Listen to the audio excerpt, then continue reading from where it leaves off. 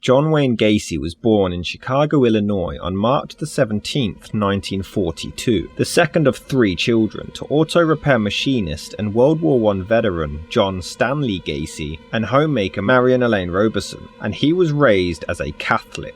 Growing up, John Jr. was very close to his mother and his 2 sisters, but always had issues with his father. John Gacy Sr. was heavily addicted to alcohol and often acted extremely violent to not only his wife, but his children as well. He would belittle his son in particular, calling him dumb and stupid, always negatively comparing him to his sisters, showing preferential treatment towards them. My dad was domineering in the fact he had a different set of values, but also very stern individual. My dad drank a lot. When he drank a lot, yeah, he was abusive to my mother and to me, but I never swung at my dad because I loved him for what he stood for. One of Gacy's earliest memories was him accidentally disarranging car engine components that his father had assembled, and his dad reacted by beating him with a leather belt. Marion would always try her best to protect her son, but this only resulted in further embarrassment as John Sr. would call him a sissy, a mama's boy, and claimed that he would probably grow up queer. John Wayne Gacy admitted that despite all of the abuse, he still loved his father deeply, but he just felt like he was never quite good enough for him. He was my brother. You know, I didn't ever know the evil part of him. Do you think differently about him now? I don't like that part of him. I hate that part of him. And I had always said to my husband and my family that if any appeal ever worked, I'd see to it that he never walked the face of the earth again. In 1949, John Wayne Gacy was now 7 years old, but he and another young boy were caught sexually molesting a young girl. John Sr. found out and punished his son by whipping him with a razor strop. But it was that very same year when John Wayne Gacy himself would get molested by a family friend and contractor in a truck. But he never even told his father of this incident, embarrassed and terrified that he would blame him for the abuse he received. As a child, John Wayne Gacy was overweight and not very athletic. Furthermore, he had a congenital heart condition and was told to not participate in any sports at school for the sake of his own health. It was in the 4th grade when he began to experience blackouts, so much so he was even hospitalized at one point. And in 1957, when Gacy was 15, his appendix burst. It's believed that between the ages of 14 and 18, he had spent about an entire year in hospital, and he believed this was the cause of his declining grades as he was always missing school days. But his father didn't see it that way. He believed it was an attempt to gain sympathy and attention, even accusing his son of faking the entire condition. It didn't help that he was never actually diagnosed, though Gacy's mother, sisters, and friends all believed that it was legitimate. Some of his classmates even remember seeing John Sr. physically assaulting his son right in front of them without any particular warning or cause. Furthermore, John Jr. would never even attempt to fight back. He would put his hands up to soften the blows but would never strike his father in retaliation. His sisters did claim that over the years they all toughened up and learned to cope with the abuse as it just became the norm. After a while, John didn't even cry and he just took the assault as and when it came. In 1960, Gacy was now 18 years old, and he decided to make a move into politics. He became an assistant precinct captain for a Democratic Party in his local area. However, this caused even more criticism from his father, calling him a patsy, a slur for people believed to be easily deceived or persuaded. Gacy claimed he made this life choice because he never received acceptance from his own father, so he sought it elsewhere. And nowadays, do you realize by 1993 that 50% of the American families will be single-parented? And that shows a breakdown in the church and not being able to hold families together. And for this reason, children run away from home and seek love in other places.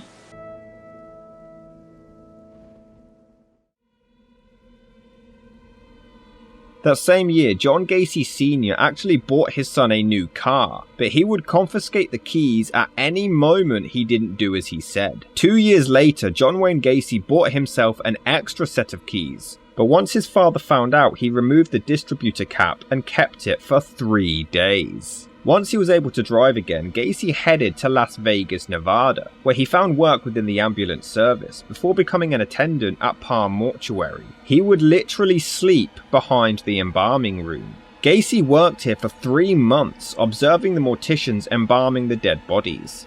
He later confessed to once climbing into a coffin of a deceased teenage boy and caressing the body, but this experience caused him to enter a state of shock at what exactly he was doing.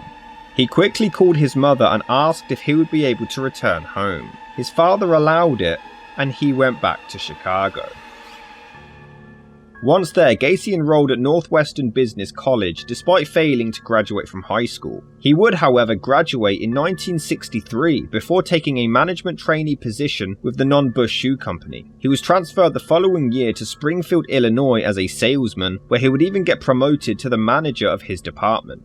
In March that same year, John Wayne Gacy met a co-worker by the name of Marlon Myers, and they soon became engaged.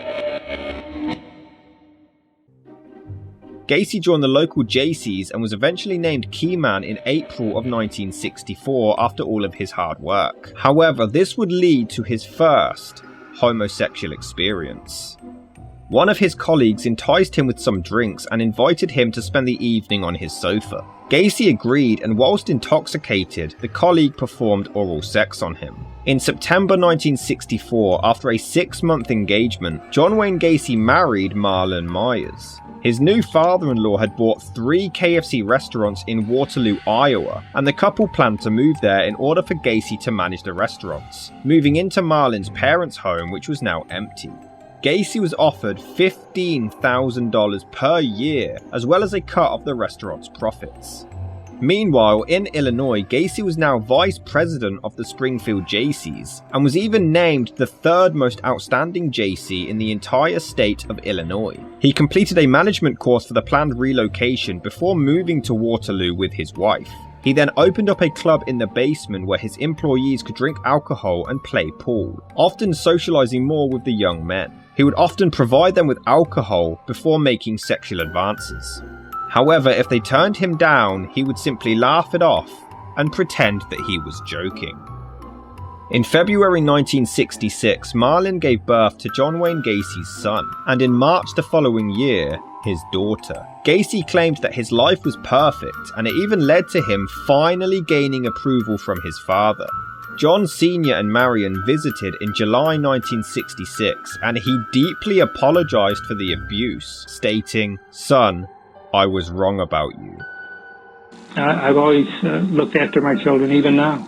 What kind of values you remember imparting to them? The kind of values? Were you strict with them too? No, not as strict as, no. A lot of things that my dad did, I refuse to do, because I don't believe in hitting children. I don't believe in spoiling a child either. My values are such that if you give enough love to the children... You're accused of murdering 33 kids, and you say you didn't believe in hitting. I mean... Well, anybody that knows... You see, first of all, you're basing this garbage on what you've heard of me. In Waterloo, Gacy was highly respected. He was considered ambitious as he did a lot of fundraising work and was named the outstanding vice president of the Waterloo Jaycees. However, in 1967, John served on the board of directors, where he and some other employees were involved in wife swapping, prostitution, pornography, and heavy drug use. In August that same year, John Wayne Gacy enticed the son of a fellow Jaycee employee back to his home, promising to show him pornographic films. 15-year-old Donald Voorhees. John gave him alcohol before convincing him to perform oral sex on him. For the next few months, Gacy continued this form of abuse on several young men. It even led to him encouraging one to have sex with his own wife, Marlon, before also blackmailing him to performing oral sex on him. He even convinced them that he was only commissioned to conduct these homosexual experiments in the art of scientific research, offering them $50 each.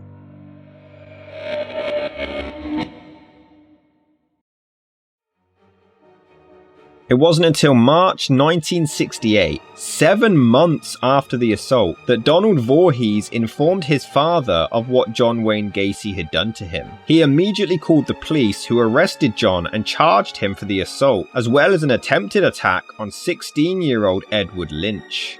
Gacy denied all allegations and even demanded to take a polygraph test to prove his innocence. However, the results came back to show that Gacy was nervous when he denied any wrongdoing to both young men, and it couldn't be determined whether he was telling the truth or not. Though it's worth noting that these tests are only 97% effective and aren't admissible in a court of law, adding on to the fact that other known serial killers were able to psychologically beat the test. Gacy denied everything and claimed that the accusations against him were simply politically motivated. Many employees believed John and continued to show their support. Though on May 10, 1968, John Wayne Gacy was indicted for the assault on Donald Voorhees. On August 10th, Gacy even managed to convince one of his employees, 18-year-old Russell Schroeder, to assault Voorhees to discourage him from testifying against him. He offered him $300 and Schroeder agreed. In early September, he led Voorhees to an empty country park where he sprayed mace into his eyes and attacked him. Voorhees did manage to escape and informed the police, even identifying Schroeder as the attacker, leading to his arrest. Originally, Schroeder denied all claims, but soon confessed and claimed that he only did it at the request of John Wayne Gacy. Gacy was then arrested once again with an extra charge of hiring someone for assault.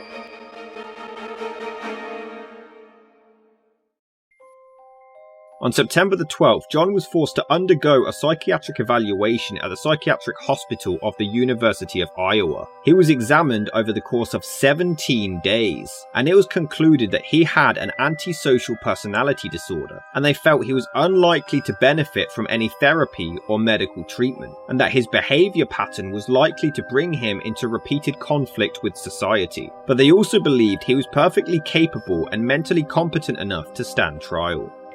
On November the 7th, 1968, John Wayne Gacy pled guilty to the assault on Voorhees, but denied all other claims. He stated that Voorhees offered himself to him and he agreed out of curiosity, but this story wasn't believed.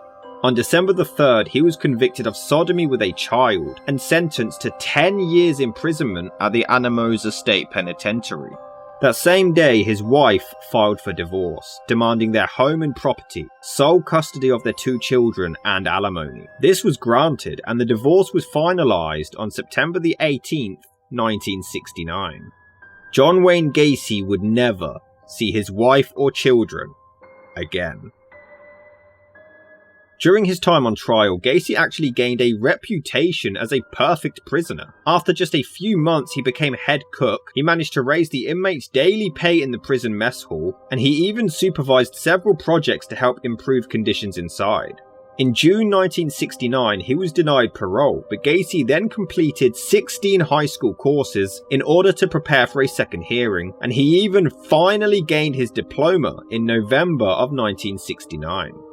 On Christmas Day that same year, Gacy's father, John Stanley Gacy, passed away from cirrhosis of the liver at the age of 69. Once informed, John Jr. collapsed onto the floor in tears. He applied for a supervised leave to attend his father's funeral, but it was denied. On June the 18th, 1970, John Wayne Gacy had only served 18 months of his 10-year sentence, but he was granted parole with 12 months probation. However, he was also forced to move back to Chicago to live with his mother, and he now had a 10 p.m. curfew. Once released, Gacy claimed he would never go back to jail, and he wanted to re-establish himself as a civilized member of society. It didn't take long before he gained a short-order cook job in a restaurant, but John wouldn't behave himself for much longer. On February the 12th, 1971, Gacy lured a young man back to his car from the Chicago Greyhound bus terminal. He drove him back to his home and attempted to force the boy into sexual intercourse. He managed to escape, but the court hearing failed as the unidentified boy failed to turn up to testify. On the way to his house, he was boasting that he was a police officer. And he showed me his gun and his car. It looked like a police car, like an unmarked police car. We had a spotlight and everything. Did he give you drugs? Yeah. And he told me to try this other stuff, it's better. So I tried it, and a minute or so later, I passed out. I ended up in the bedroom. And he was messing me. He was sexually assaulting you? Yes. And I tried to push him off, and I couldn't. You're probably one of the few that ever got away alive. How did you do it? I don't know. Well, I told him I wanted to go back to my car. And he said, well, okay, I got to go to church anyway, so I'll give you a ride back. And he gave me a ride back, and he gave me a handful of speeders. And I got back in my car and went home. Like nothing happened? Yeah. What was your reaction when Gacy was arrested? I got lucky. I got lucky he didn't kill me. On June the 22nd, Gacy approached a young boy and flashed a sheriff's badge before luring him into his car and forcing him to perform oral sex. John was arrested, but the charges were soon dropped when the accuser attempted to blackmail him. Unfortunately, all of these allegations somehow went under the radar. The Iowa Board of Parole didn't find out about them until 8 months later, after his parole had already ended, so his previous criminal convictions were all sealed away and unheard of. In 1971, John established his own part-time construction business, PDM Contractors. He would work as a cook during the day and then work late into the evenings in construction.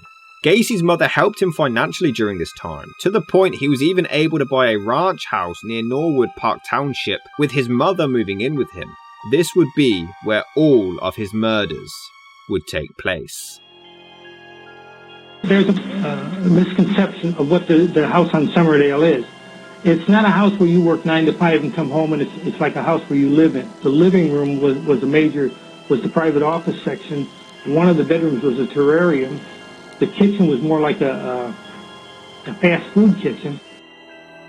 Gacy was well liked by his neighbours and considered extremely helpful, lending out his construction tools, ploughing snow for everyone free of charge, and he would often host annual summer parties for hundreds of people. In August of 1971, just months after moving in, Gacy began his second engagement to Carol Hoff, a divorcee with 2 young daughters who would all soon move in, with Gacy's mother now moving out.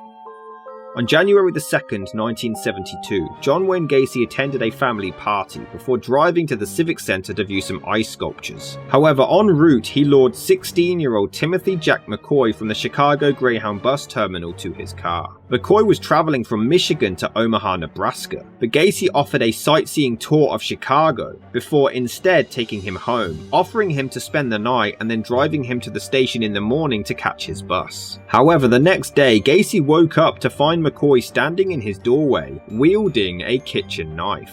Timothy had decided to make them both breakfast and had gone to wake up Gacy, but had completely forgotten that he was holding something that could be perceived as a weapon. Gacy jumped out of his bed, startled, as McCoy raised both of his arms to show that he meant no harm, but in doing so, he accidentally cut John on the arm. Gacy grabbed the knife before banging McCoy's head against the wall and kicking him against his wardrobe. Timothy kicked Gacy in the stomach, knocking him over, but John then wrestled him to the ground and stabbed him repeatedly in the chest.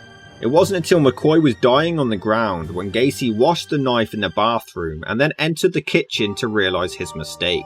He felt totally drained after the murder, but as he watched McCoy gargle and slowly pass away gasping for air, Gacy realized that he himself had just had an orgasm, and he realized that death gave him the ultimate thrill. In a state of panic, John buried his body in a crawl space in the house and later covered it with a layer of concrete. We took each one of the victims, and this is by their names or by their indictment numbers. And what we did with each one of them, we did profile sheets on them. We wanted to know what this kid was into, what his background was.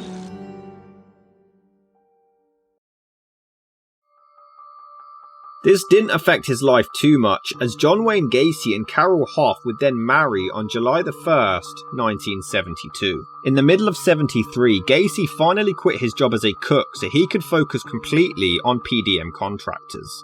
Many of his employees consisted of high school students and young men, and he would often sexually proposition them in return for borrowing his vehicles, financial assistance and/or promotions. He even claimed to have owned guns, telling one employee, "Do you know how easy it would be to get one of my guns and kill you, and how easy it would be to get rid of the body?"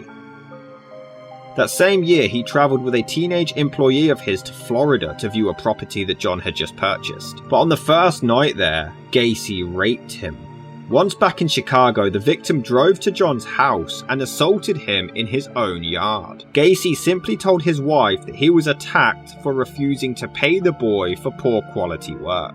In January of 1974, Gacy enticed another young unidentified man to his home, where he strangled him and placed the body in his closet before burying it. The bodily fluids actually leaked from the victim's mouth, staining the carpet, leading to him later stuffing cloth rags or the victim's own underwear in their mouths to stop it from happening again.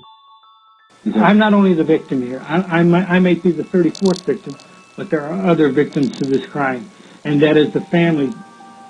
Because if I know that I didn't commit the crime, then I have been given the injustice, and so has the families. And nobody gives a damn about the families. By 1975, Gacy finally informed his wife that he was bisexual. They would then make love on Mother's Day that year, but he then told her that that would be the absolute final time they would ever have sex. Gacy started spending most evenings away from home, only returning in the early hours of the morning, claiming that he was working late, though Carol noticed him bringing teenage boys into their garage, and she even started to discover gay pornography, as well as men's wallets and IDs inside their home. She did confront him about these findings, but he angrily snapped at her, saying that it was none of her business. Around this time, PDM Contractors was taking off so quickly, John was working up to 16 hours a day. It's estimated that the annual revenue for this company was over $200,000.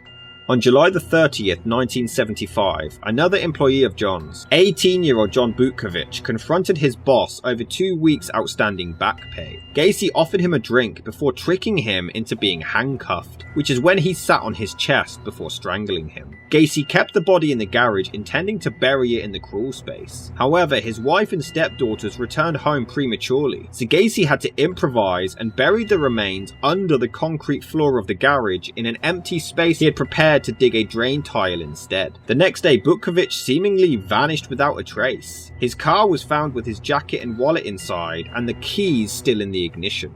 Gacy claimed that he must have run away, but he was happy to help search for him anyway. The police interrogated John, but he claimed that Butkovich and two friends demanded their pay, but they reached a compromise and they all left his property without incident. What happened to, what happened in the Butkovich case? Where was he picked up, and how did he get to the house, and what happened with him? I don't want to go into the other, the five that I know about. Just take it that I didn't. Butkovich is not one that I killed, so I don't know nothing about him. The little bit that I know about him is that he was an employee of mine. See, when you look about this recall business, and I'm not a prosecutor, John, but you just I know you're not. Wait a minute. Is not one that you killed, which suggests that maybe in fact there were others that you did kill. And I'm not. Okay, I'm sorry if I led you to believe. No, strike it then. That is wrong. For the 3 years that followed, Butkovich's parents called the police over 100 times, urging them to investigate John Wayne Gacy further, but nothing more was done.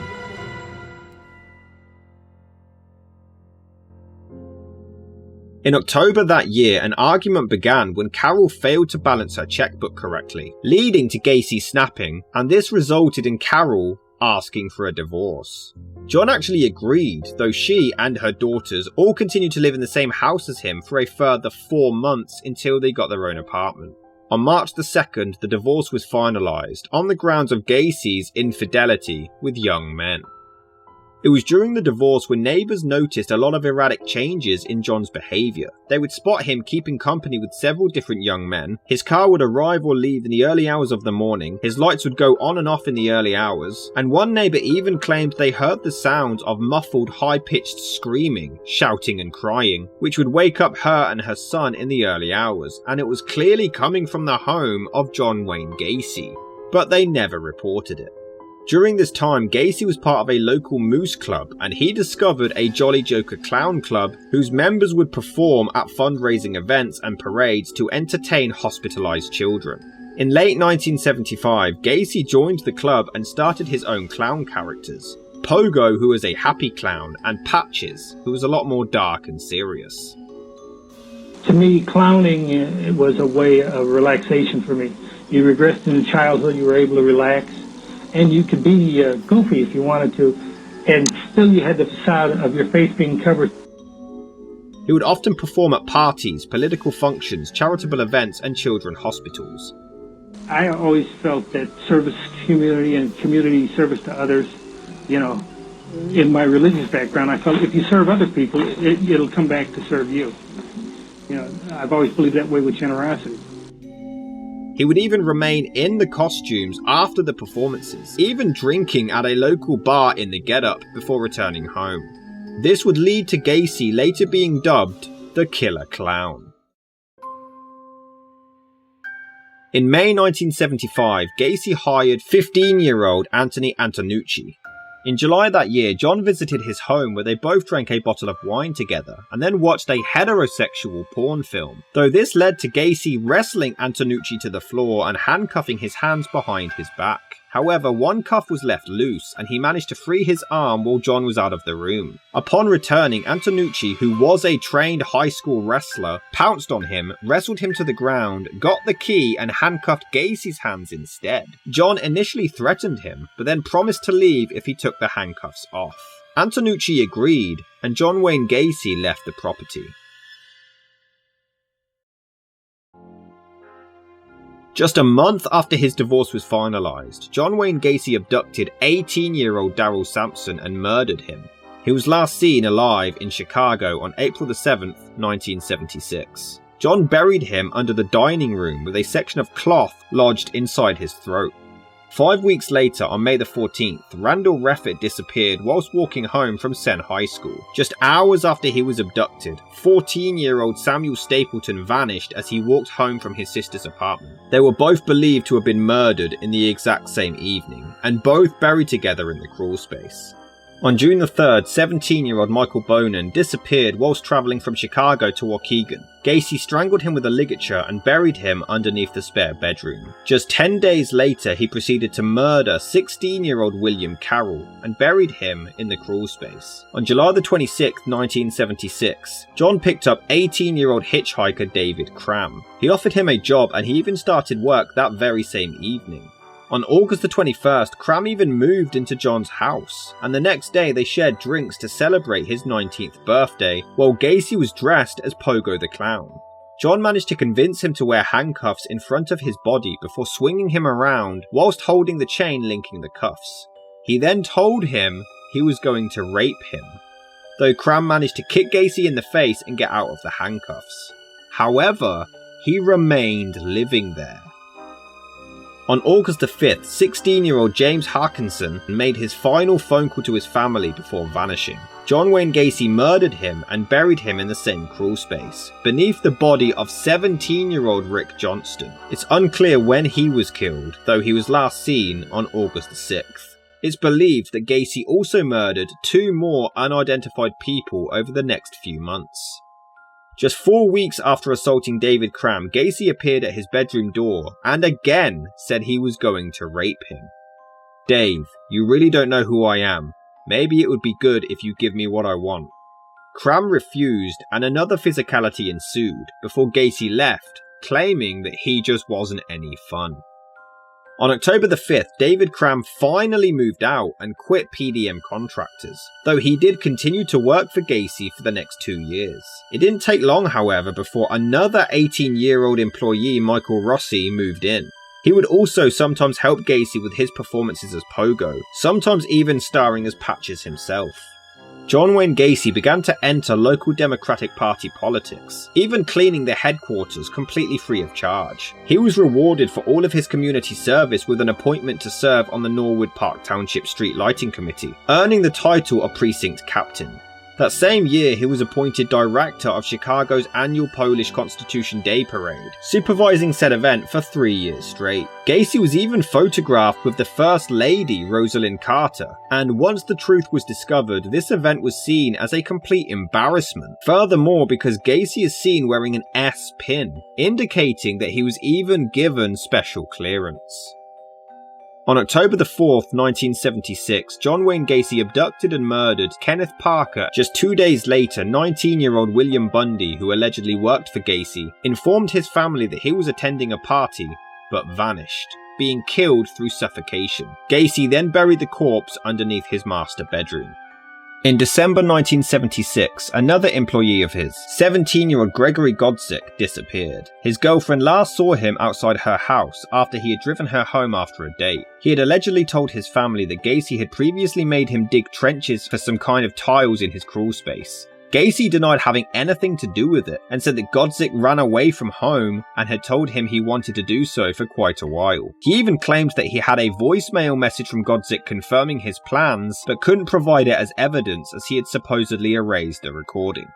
On January the 20th, 1977, Gacy lured 19-year-old John Zick back to his house, promising to sell him his car. He then strangled him in the bedroom while Michael Rossi was inside the house, and he even went on to sell Rossi that same car for $300. Over the next few months, it's believed that Gacy killed another unidentified male and buried him in the crawl space under the corpse of 20-year-old John Prestige, who had vanished on March the 15th. During the summer, John murdered another unidentified man and buried him in the same crawl space. On July the 5th, he killed 19-year-old Matthew Bowman, who was last seen at the local train station. The next month, Michael Rossi was arrested for stealing gasoline and driving the car belonging to John Zick. The gas station attendant noticed the license plate and it was traced to the home of Gacy. John told the police that Zick sold him the car in February as he needed the money to leave town. The police did not investigate this issue any further. They simply informed Zick's mother that her son sold the car, and nothing more was done. I met him the night he was killed because I met him with Michael Rossi. I had a drink with the two of them, and then I left. And when I next seen the individual, he was dead. Where did you see him? Why didn't I say something about it? Because it wasn't my business, and I stayed out of other people's business. Where did you see him dead? In the house on Summerdale. And did Rossi tell you who had killed him? No, Rossi didn't say nothing. Rossi was sleeping on a couch. I just left. And how did he get buried? Do you know? He was buried in the crawl space. When I come back, he wasn't there. So, Walter, that's your guess as to who put him in the ground and that.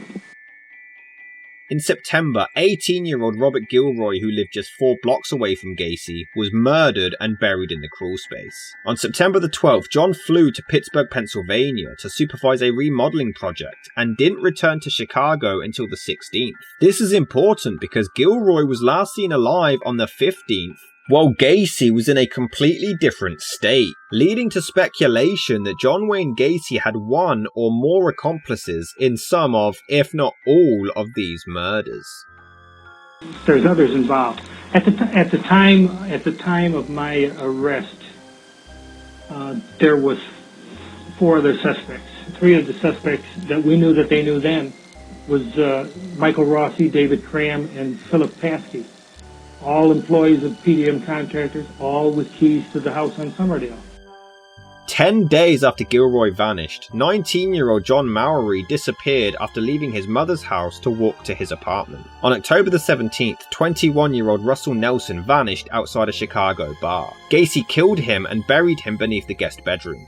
Less than a month later, John murdered 16-year-old Robert Winch and buried him in the crawl space. And on November the 18th, 20-year-old Tommy Bowling disappeared from a Chicago bar.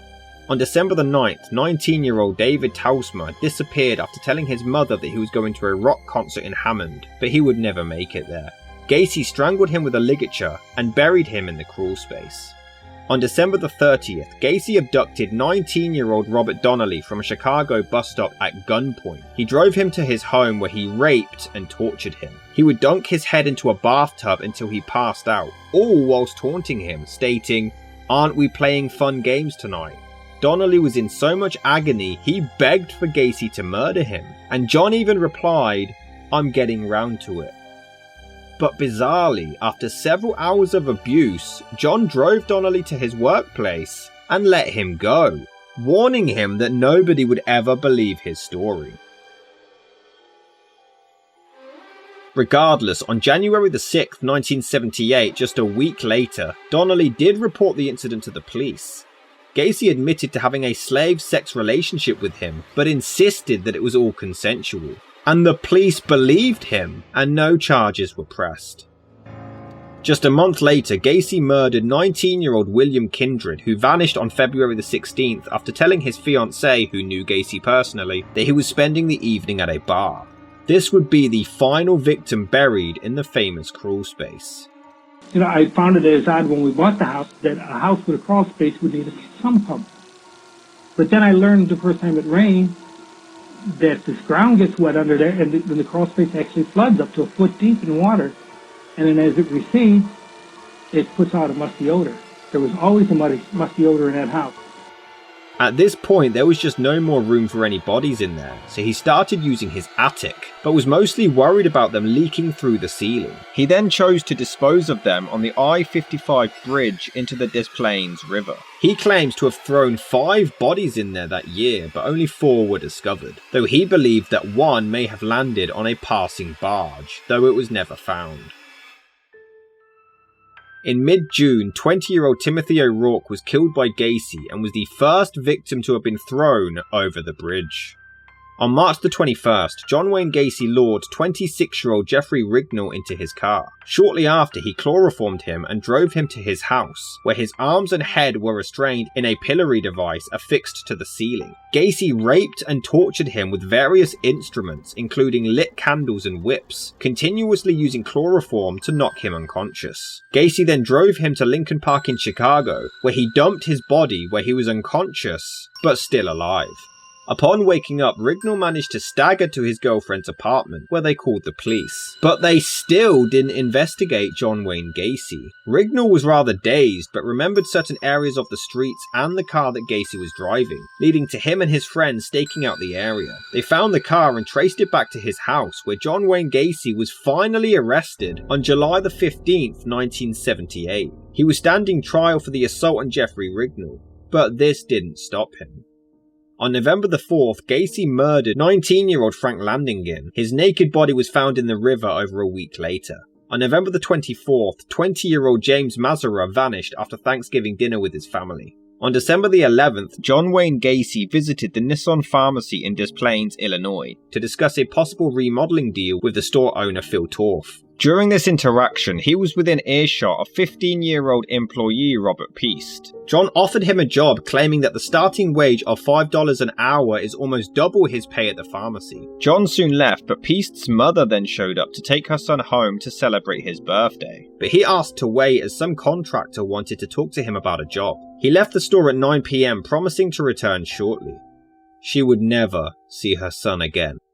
Robert Peast was murdered sometime after 10 p.m. at Gacy's home. John asked him if there was anything he wouldn't do for the right price, and Peast claimed he didn't mind working hard. Gacy tried to convince him to earn good money from hustling, which Peast was resistant towards, until he was convinced to put on the handcuffs. Gacy then told him he was going to rape him, and there was nothing he could do about it, as Peast began to cry his eyes out. Gacy put a tourniquet around his neck while he continued to cry, terrified. John then received a business phone call, which he took, as Peast laid on the ground dying and suffocating on his bedroom floor.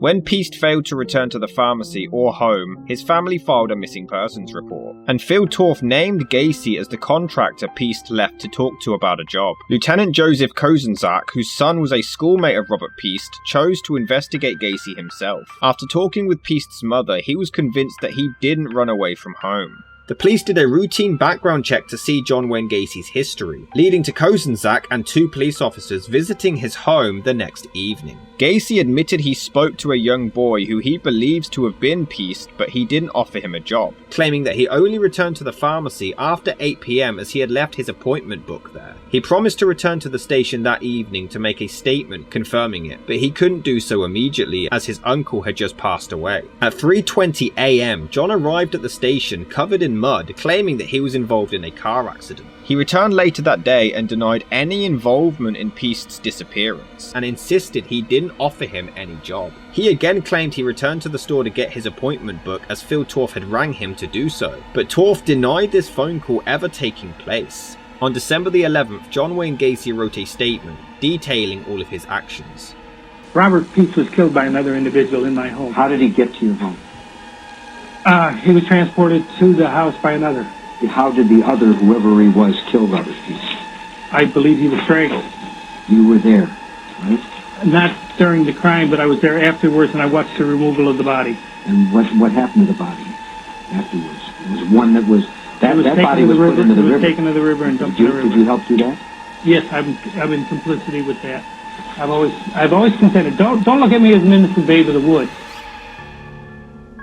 The police believe that Gacy may have actually been holding Piest at his home against his will, so they gained a search warrant on December the 13th. They found several suspicious items including police badges, a 6mm Beretta starter pistol, a syringe and hypodermic needle, handcuffs, books on homosexuality and pederasty, pornographic films and capsules of amyl nitrate, and an 18-inch dildo. They also found a 39-inch 2x4 with 2 holes drilled into each end, bottles of Valium and atropine, several driver's licenses, a blue-headed Parker, and underwear far too small to fit Gacy. They also found a class of 1975 Maine West High School ring with the initials JAS engraved, a Nissan Pharmacy photo receipt, and a 36-inch section of nylon rope. It was also discovered that the ring they found belonged to John Allen Zick. The police confiscated Gacy's car as well as several work vehicles PDM contractors used. He was given 2 surveillance teams to monitor him at all times.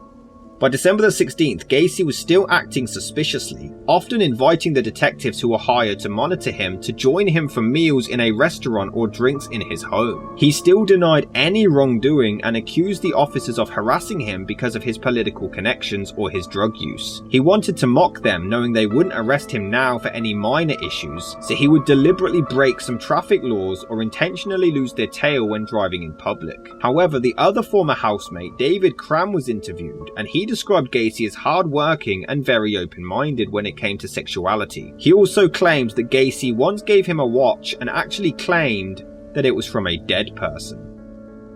On December the 17th, Michael Rossi was interviewed and he confirmed that Gacy did sell Zick's vehicle to him, but only because he needed the money to move to California. Upon examination of the car, they discovered some small fibers which may have been human hair. That evening, using trained German shepherds, they intended to find out if Piest had been in any of Gacy's vehicles. One dog entered the car and laid down on the passenger side to indicate that a dead body had been present there. That evening, Gacy continued to invite detectives to meals in restaurants, one of which claimed John said, "You know, clowns can get away with murder." By December the 18th, Gacy was clearly struggling with the constant surveillance. He was drinking heavily, was always anxious, tired and unshaven. He drove to his lawyer's office to prepare a $750,000 civil lawsuit against the police firm, demanding they stop their monitoring of him. But that same day, the Nissan Pharmacy photo receipt found in his home was traced to 17-year-old Kim Byers, a colleague of Piest. She confirmed that she had worn the jacket on that day as it was cold, and she left the receipt in the pocket and she gave it to Piest as he left the store to talk to a contractor. That same night, Rossi was interviewed once again, where he confessed that the previous year, Gacy asked him to spread 10 bags of lime in the crawl space of his house. On December the 19th, the police were compiling evidence for another search warrant, but that was when the lawyers filed the civil lawsuit against them. The hearing was set for December the 22nd. On December the 19th, Gacy invited the surveillance detectives inside his home again. As one of them distracted John with conversation, the other walked into his bedroom in an attempt to write down the serial number of a Motorola TV set Gacy had since John Zick's had been stolen. Whilst flushing the toilet, he noticed a weird smell that could have been rotting corpses coming from a heating duct. They claim, well, there was a putrefied odor in the house.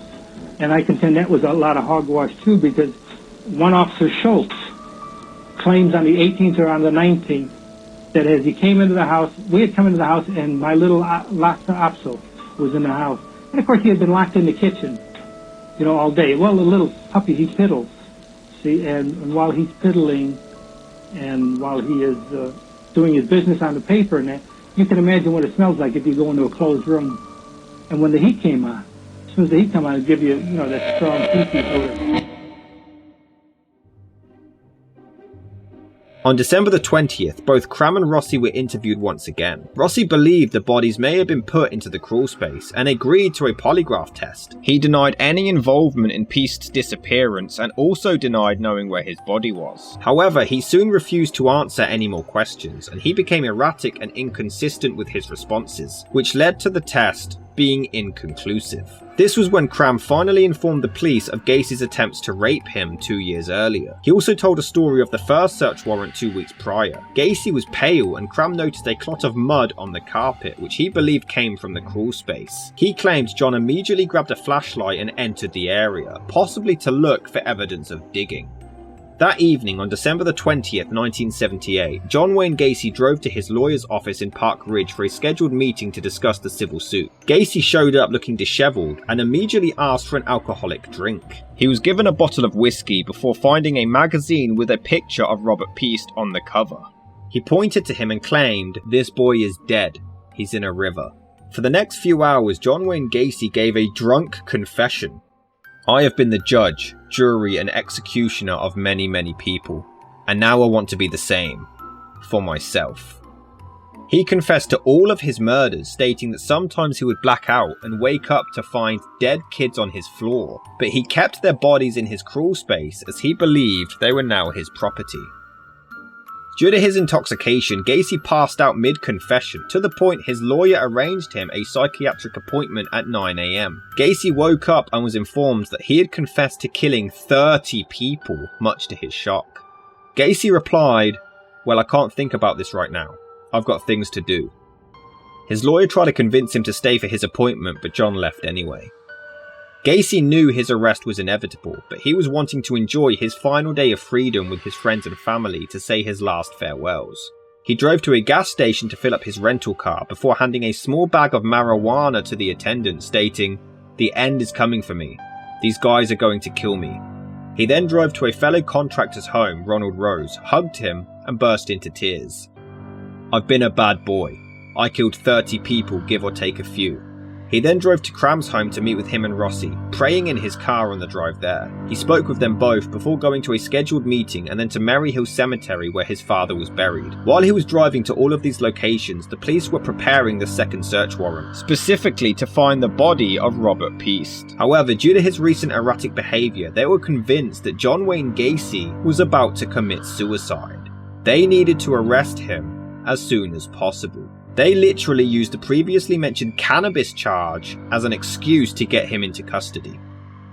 On December the 21st, 1978, at 4:30 PM, the search warrant was granted, but Gacy denied that Pieste was in the crawl space.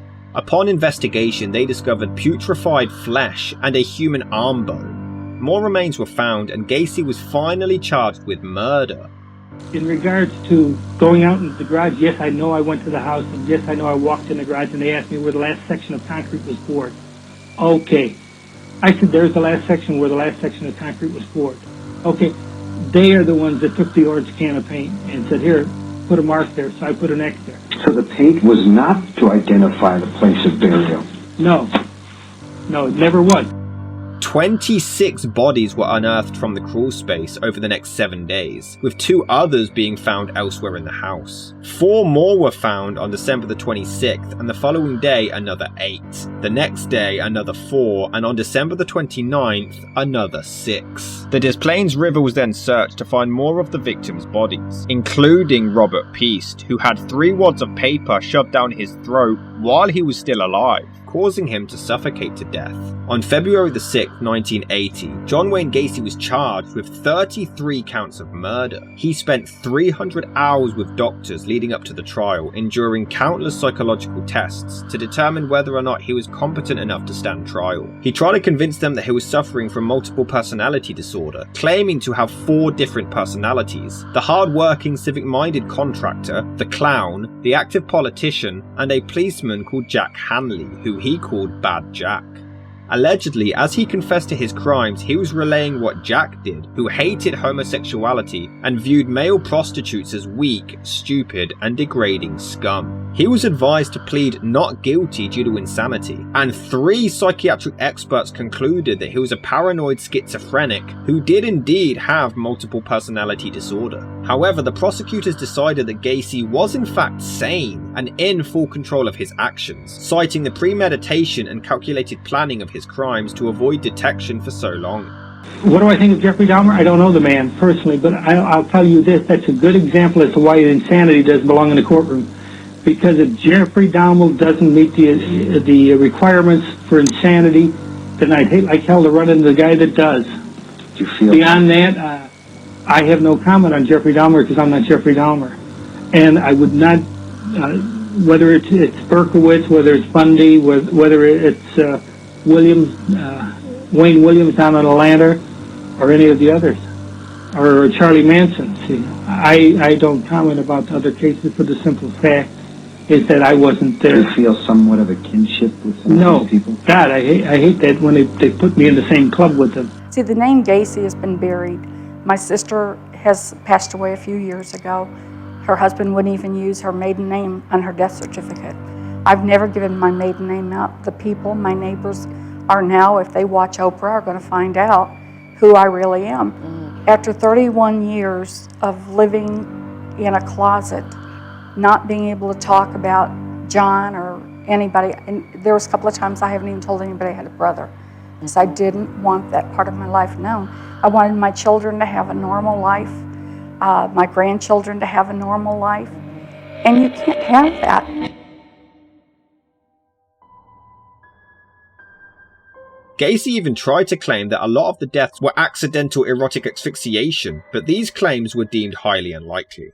On February the 21st, Jeffrey Rignall testified against Gacy and cried openly about the treatment he was given 2 years earlier. However, Rignall did believe that Gacy was unable to control his own actions based on how animalistic he was behaving. Rignall even ended up vomiting and had to leave without further testimony. On February the 29th, Donald Voorhees attempted to testify but felt unwell to do so and quickly stepped down.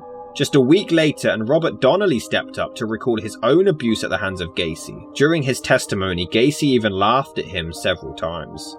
As the trial progressed for weeks, John Wayne Gacy tried to convince the judge to give a mistrial, claiming he didn't approve of his lawyer's recommended insanity plea, and upset that he hadn't had a chance to take the witness stand himself. He also claimed that the police were planting evidence and lying about potential statements he allegedly made to detectives. The defense even wanted to offer Gacy's psyche as a subject of scientific study. The jury deliberated for just shy of 2 hours before finding John Wayne Gacy guilty of 33 charges of murder, as well as numerous other cases of sexual assault. At the time, this was the highest number of murders committed by a single person in US history. Charged me with complicity in 2 of the murders. Just 2? That's all I know about. John Wayne Gacy was sentenced to death, set for June the 2nd, 1980. However, once being sentenced, he was transferred to Menard Correctional Center, where he was incarcerated on death row, and the set execution date never took place. What's your life like? Day to day? I live it day to day. What do you mean? If you want to know what my life is like, I log it every day. For the last 12 years, all you got to do is ask. I can tell you everything. I can tell you it's the first meal they served me here because I do it daily. What do you do all day? Every phone call, everything that I do, every time an officer's around me is logged. Every movement that I make is in the book here. Gacy always refused to do interviews, though he was the subject of numerous books.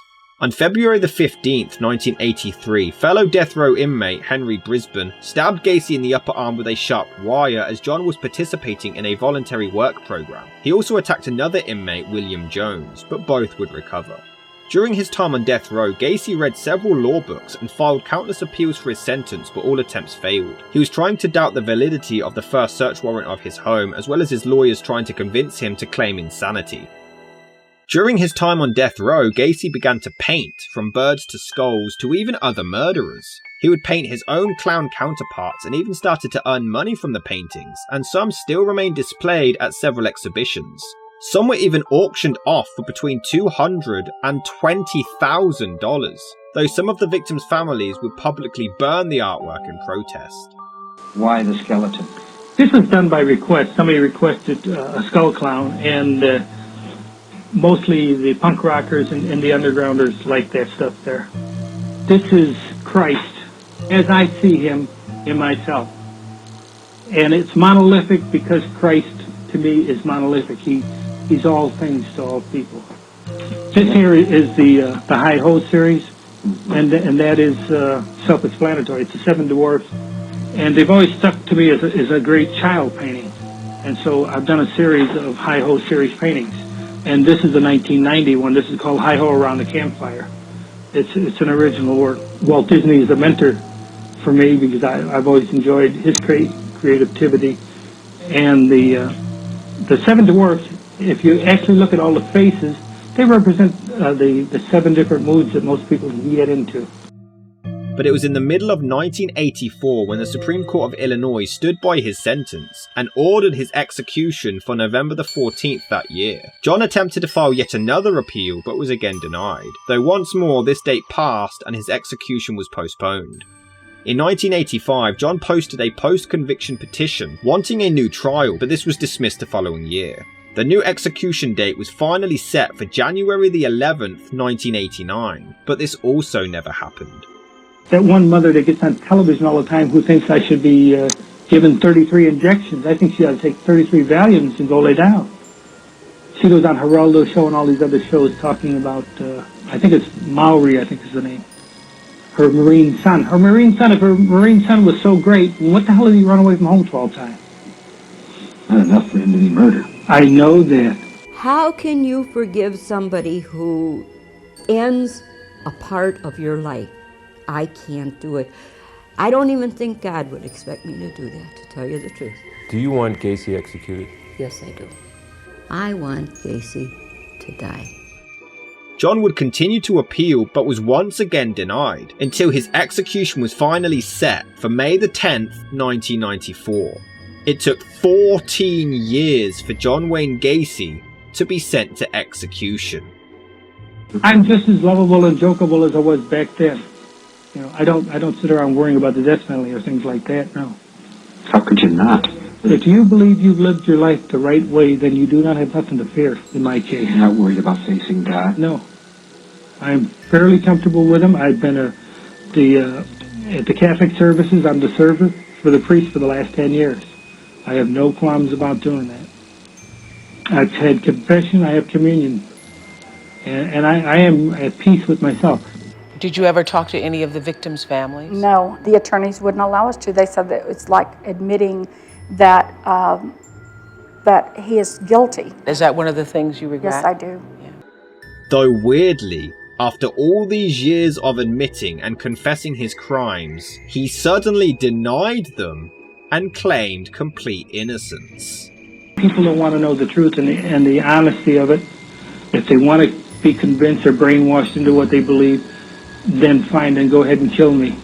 But vengeance is mine, saith the Lord, because you will have executed somebody that didn't commit the crime. When they paint the image that I was this monster who picked up like these altar boys along the street and swatted them like flies, I said, this is ludicrous. I've taken 3.5 hours of truth serum, and under sodium amytal, the maximum amount that I could have, it shows that I have no knowledge of the crime whatsoever. Never have had. The night before, on May the 9th, Gacy was transferred to the Stateville Correctional Center and he was allowed a private picnic on the prison grounds with his family. It was like he was at peace about it. I had said to him, I said, you'll never walk out of prison, never. And he said, if I have to live in prison for the rest of my life, I'd rather be dead. That evening, he prayed with a Catholic priest before being escorted to the execution chamber to receive death by lethal injection. What's the last thing your brother said to you or you said to him? I told him I loved him, and I told him that I forgave him for the stuff that he, not the crime, I could never forget the crime, but for what we were put through. Leaving the prison and looking back, knowing I'd never see him again, was really, really hard. The whole situation was a nightmare. You could hear a lot of the chanting of people that had already gathered at the prison. And I happened to see one of the interviews taking place, and I saw it on the news that night, and it was one of the prosecutors saying that it was the greatest day in the world, and it was really one of the worst days in the world for me. However, the procedure had issues as the chemicals unexpectedly solidified, which clogged up the IV tube into his arm. The team replaced the tube, and 10 minutes later things would continue. The entire procedure lasted around 18 minutes. It's believed that the prison officials just weren't very experienced at such a procedure, which caused the delays. Allegedly, Gacy's final statement before death was that killing him would not compensate for the loss of others, and that they were just murdering him. His final spoken words were, "Kiss my ass."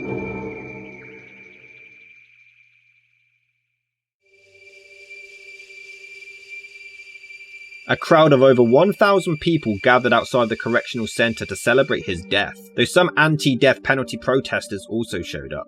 John Wayne Gacy was pronounced dead at 12:58 a.m. on May 10, 1994, before his brain was removed and given to Helen Morrison, a witness for the defense of his trial. She had interviewed Gacy and other serial killers in an attempt to isolate common personality traits between them. Gacy's body was then cremated. After John's execution, there was no one that ever called me to say, "I'm sorry for your loss."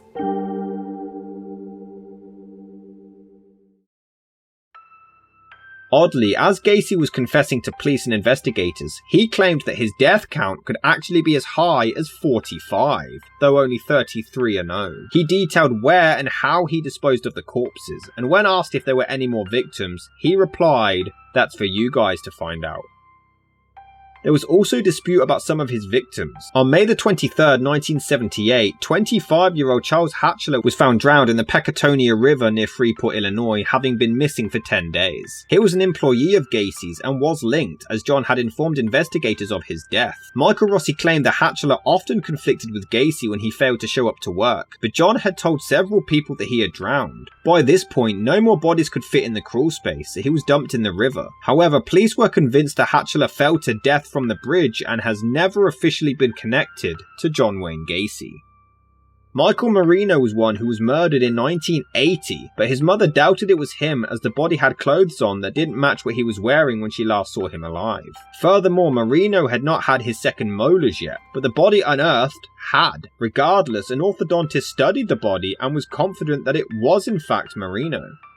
It's also believed that there may have been more victims buried at the apartment building at 6100 West Miami Avenue in Chicago, where Gacy was a caretaker for many years. Police officer Bill Dorsch would often notice Gacy on the grounds with a shovel in the early hours of the morning, and when confronted, John claimed that he was just doing work he was too busy to do during the day. Many residents also claimed to have seen him digging trenches on the property in the mid-1970s. It wasn't until March of 2012 when a request to dig up the grounds was requested, but denied due to lack of evidence or legitimate reason. In October that same year, another request was given and granted in January 2013. The FBI and many sniffer dogs searched the grounds, but nothing was discovered.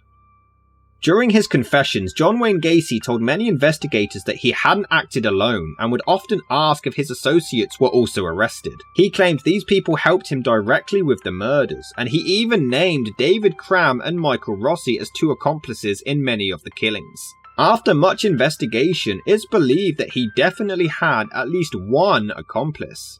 Jeffrey Rignall claimed that during his abuse and torture, a young man with brown hair would kneel before him and watch the abuse take place, and he also noticed a light coming on from a different part of the house. 3 days before his arrest, 2 officers followed Gacy to a bar where he met with Michael Rossi and another employee, Ed Hefner. John walked with them out of earshot of the officers to talk privately before returning. He was reported saying, "You'd better not let me down, you fuckers. You owe it to me."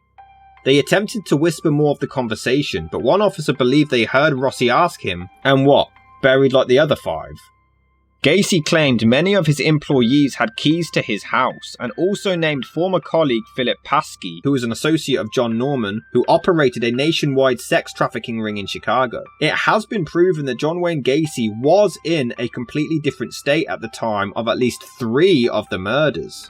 Several inconsistencies back up this theory. Robert Young, who Russell Nelson was visiting back in 1977, gave differing accounts of the disappearance to his family and investigators. He told his family that he failed to arrive at a bar at a certain time, but told investigators he had last saw him in a crowd outside a bar and then vanished. He also filed a missing persons report, but then requested money from Nelson's parents to help find their son, but failed. Nelson's 2 brothers arrived in Chicago to try to search for the sibling, but Young just offered them a job with Gacy, but he was never questioned. On September the 26th, 1977, John Wayne Gacy was in Michigan, the day before 19-year-old John Mowry disappeared, last being seen exiting his mother's home at 10 p.m. the previous day. His roommate was another employee of Gacy's who used to live with him, and 2 witnesses claimed that this roommate suggested Mowry meet a man who was going out of town, just 2 days before disappearing. John Wayne Gacy is one of the most notorious serial killers in American history, using his fame and popularity to avoid arrest for years. But who could have been his accomplice, helping him manipulate and murder undetected for that long? We may never know who else was responsible, but one thing's for sure, John Wayne Gacy's name will remain in infamy. And 27 years after he took his final breath, we are still seeking answers.